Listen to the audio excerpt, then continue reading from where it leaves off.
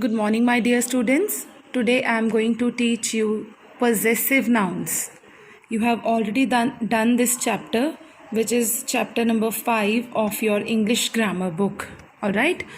So, here in possessive nouns, firstly, let me tell you what is possessive noun. Noun that shows ownership or possession are called possessive noun. ऐसे noun जो ownership show करते हैं, जिससे पता चलता है कि ये चीज़ किसकी है.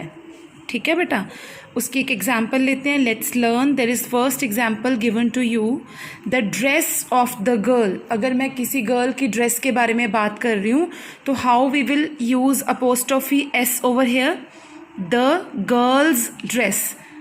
Alright. Next, the advice of the doctor. So I will use it as the doctor's advice.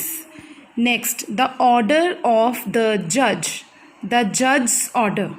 Alright. So notice the mark kind of, इसको हम apostrophe बोलते हैं बेटा. We call it apostrophe. We change a singular noun that does not end with s. Singular noun ऐसा name जो कि S के साथ ख़त्म नहीं होता, to a possessive noun by adding apostrophe and S to the noun. जैसे कि सी, ये गर्ल एक नाउन है. ठीक है. ड्रेस किसकी है? यहाँ पर नाउन तो ड्रेस भी है, but where I will put apostrophe, जिसकी ऑनरशिप है. ठीक है. तो गर्ल की ड्रेस है वो, तो आई will put apostrophe S with girl. Apostrophe and S both are compulsory. So ये ownership show करता है. How we will change the sentence? The dress of the girl will be changed into the girl's dress. All right? Clear? So this here we were talking about singular noun which are not end with S, which does not end with S. मैं यहाँ पर उन nouns की बात कर रही हूँ. Okay? So children, now read these sentences. Mrs. James' plants always look healthy. See, here we put apostrophe after the S. Why? Because here noun already ends with S. We don't need to put another S after it. Alright? Look at another sentence. Our school will celebrate Parents' Day next month. So parents already end with S.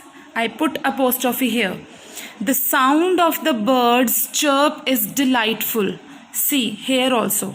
We change a singular or plural noun ending with S. चाहे noun वो singular हो चाहे plural हो, if there is S at the end, by adding apostrophe after the S of the noun. तो हम उसको possessive कैसे बना देते हैं? By adding apostrophe only. We need not add another S after the apostrophe. ठीक है, हमें दोबारा एक S लगाने की ज़रूरत नहीं है. Now read these sentences. The oxen's yokes were heavy.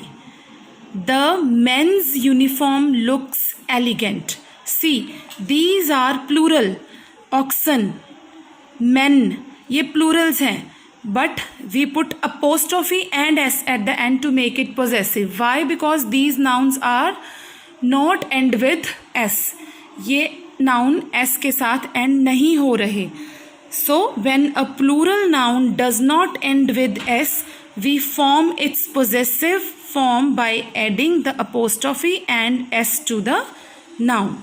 Okay? So now have a look upon the exercise given to you. Rewrite these groups of words using apostrophe. One has been done for you. The tail of the elephant. So यहाँ पर किसकी tail की बात हो रही है बेटा? Elephant की. तो natural है हम elephant की साथ ही apostrophe लगाएंगे. यहाँ पर elephants नहीं है.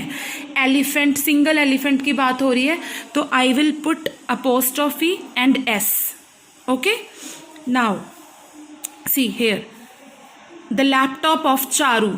किसके लैपटॉप की बात हो रही है? चारू की. So I will put चारू's laptop. So all are same. Now यहाँ पर हम बात करेंगे the nest of the birds. The nest of the birds.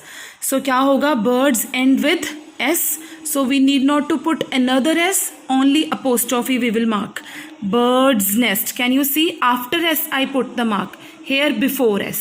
तो ये डिफरेंस आपको ध्यान में रखना है. सिंगुलर और प्लूरल का इसमें क्या चीज़ है, विच एंड्स विद एस. कुछ ऐसे प्लूरल्स होते हैं जो एस के साथ नहीं एंड होते, उनके साथ हमें लगाना पड़ता है, वो हमें देखना होगा.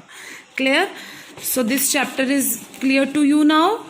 If you have any problem, then you can ask me for new video. I will make you more clear. All right? Thank you.